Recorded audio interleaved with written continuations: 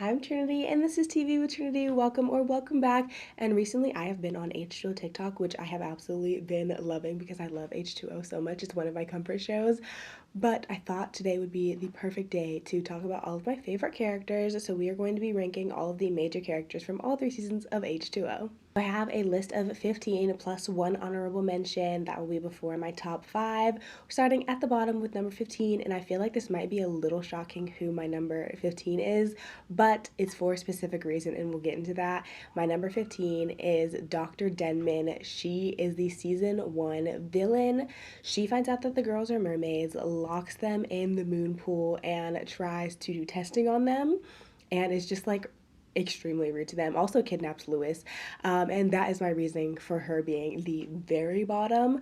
My next is also a hated character, but Dr. Denman is specifically at the bottom because she kidnapped 4 children in the process of trying to figure out how the girls became mermaids and all of their secrets. Moving on to number 14, probably the person everybody expected to be my very last spot, but I have Charlotte, our season 2 villain. Also terrible, like that sound on TikTok, I hate that little ginger bitch, applies to Charlotte.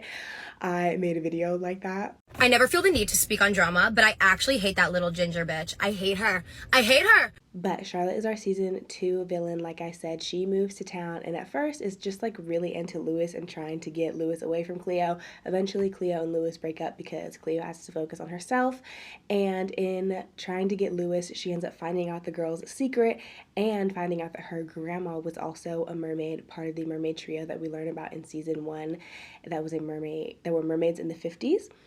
But she finds out that her grandma was one, so she decides that she needs to become a mermaid. She becomes a mermaid, gets all 3 powers, which I find unfair, honestly. Like, why would you give her all 3 powers?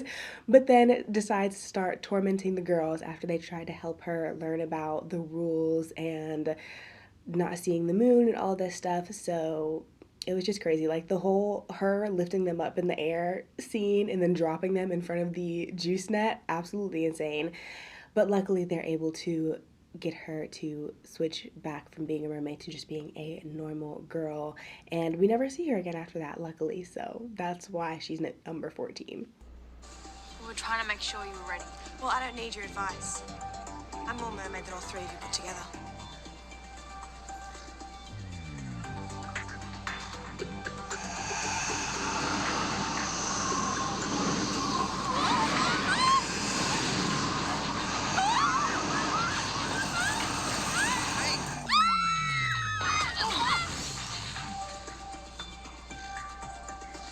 We were only trying to warn you.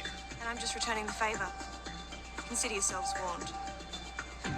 We're kind of running on a theme here. We have another villain. This is our season 3 villain, Sophie, another ginger bitch that we hate.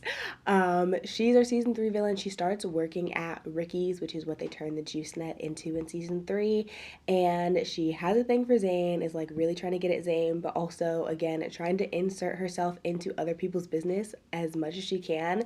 She kisses Zayn and causes the Zayn-Ricky breakup of season 3. Even though Zayn was being annoying in season 3, she is the cause of it. And even though she doesn't find out the girls' secrets, she's desperate to get money and is trying to destroy Mako in doing that. And why would you want to destroy Mako? It's beautiful and all the wildlife there deserve to be able to live. So she's number 13.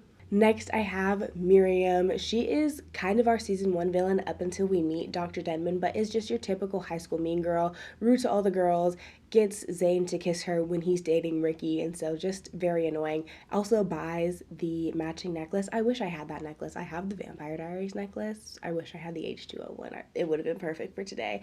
But she buys the necklace after knowing that it means something to Ricky, and then gets Zayn to kiss her in order to get the necklace, and then throws it in the water because she's upset that he doesn't like her. And it's just, girl, get a grip, go somewhere else.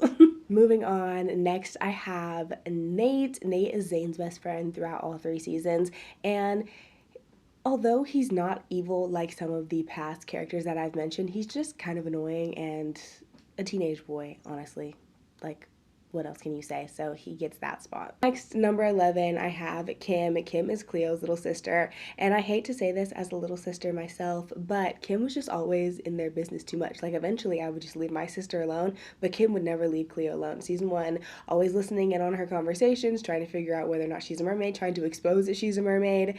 Same in season 2.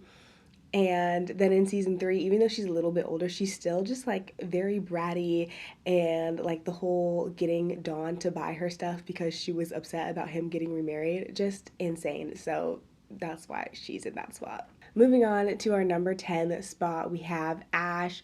Ash is Emma's season 2 love interest. He works at the Juice Net and is her manager. He's very sweet and is very accepting of her being a mermaid when she finally tells him at the end of the season, which I like. I will say though, him being her manager, a little bit of a power imbalance, and they never specify how old he's supposed to be, so that's a little weird, but overall, he's very sweet. Next, I have Will. We meet Will in season 3, and he is Bella's love interest. Overall, Will is an okay character. This is why he's kind of in the middle. I think he liked Bella more for the fact that she was a mermaid than actually liking Bella, and him and Ricky kind of had a little bit of better chemistry than the two of them. But overall, he was pretty good. He helped the girls keep their secret, which also was good. So he gets to be in the middle. And speaking of Will, I just mentioned that he is Bella's love interest in season 3, and Bella is in my next spot. We meet her in season 3. She is the 3rd mermaid of season 3 after Emma goes to travel the world with her family. And although I was devastated to see Emma go, Bella is, for the most part, a really good addition. It's just a little bit of change that we don't like to see. But she's the 3rd mermaid, has been a mermaid since she was like 9, I think they say, and she's from Ireland, moves to Australia, and she can turn water into, I don't even know how to describe it. She can like make water harden into different shapes. I don't know how to explain it. For the girl who hates everything. Perfect. All right, now my turn to cure it.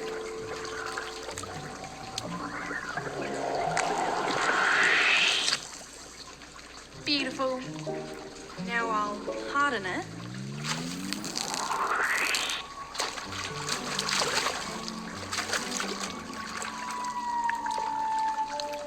Even Ricky's gonna like this.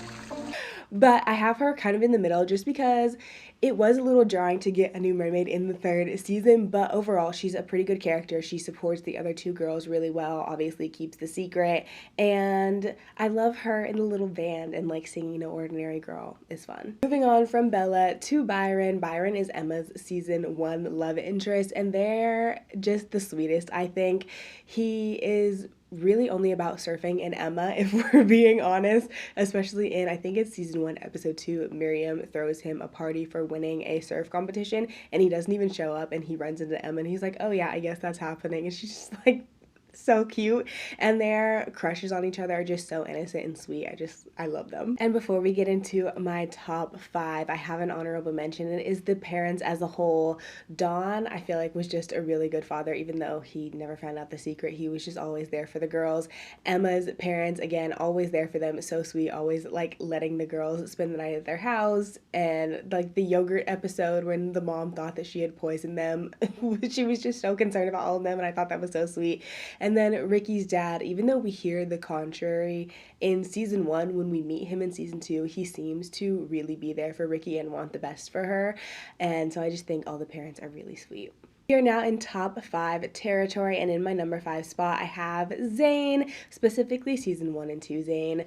Season 3, even though I've talked about season 3 characters, it's kind of a whole different show, so I won't really get into his season 3 actions because they should put him lower on the list, honestly. But in seasons 1 and 2, we meet him. He's kind of like the bad boy, a little bit of a school bully. The more he gets to know Ricky, though, the more he softens, and we get to see a little bit about his home life and why he acts out. But specifically, his relationship with Ricky is why he's so high up, because once he realizes that he likes Ricky, he's all about her. Like, he buys her the red dress, he wants to buy her the necklace until Miriam gets it, and then does anything he can to get the necklace back from Miriam, dives in the water for her. When he finds out that she's a mermaid in season 1, does everything he can to help them escape Dr. Denman. again keeps the secret in season 2 after he realizes that they never really lost their powers, and is just really great to Ricky, and I love the enemies to lovers of it all, so that's why he's in number 5. Number 4, I have Lewis. Obviously, Lewis is the best boyfriend out of all the boyfriends. He's great in all 3 seasons. He keeps the girls' secrets. He's always there for them no matter what, and I just love that he tries to help them figure out how to control their powers, how they became mermaids, and is always doing more to learn about them and help them, and I just think it's so great. And he was missed so much in season 3 after he goes to study abroad, but he's the best boyfriend out of everybody in the show.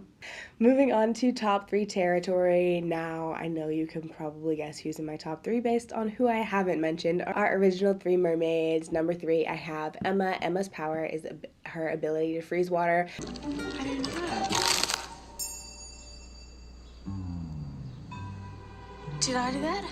It wasn't me. And the main reason I have her at number 3 is because we have a whole season of the other 2 girls and she only has 2. But majority of the time, Emma is our voice of reason. And although sometimes it can get a little annoying because she's a little nitpicky, majority of the time she is getting the girls out of trouble and we love her for it. Number 2, we have Ricky. Ricky is our fireball who can heat water.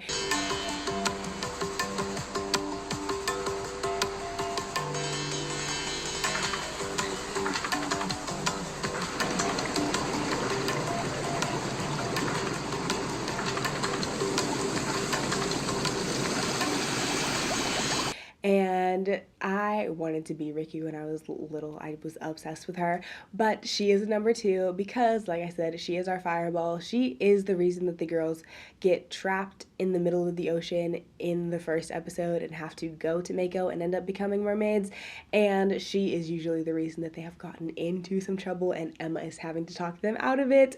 But I love her, and the growth that we see from her from season 1 to season 3 is absolutely amazing. And in my number 1 spot, again, you can probably guess by who I haven't mentioned, is Cleo. I absolutely love Cleo. She can manipulate water. I just have one question. Why me? I didn't ask for any of this to happen.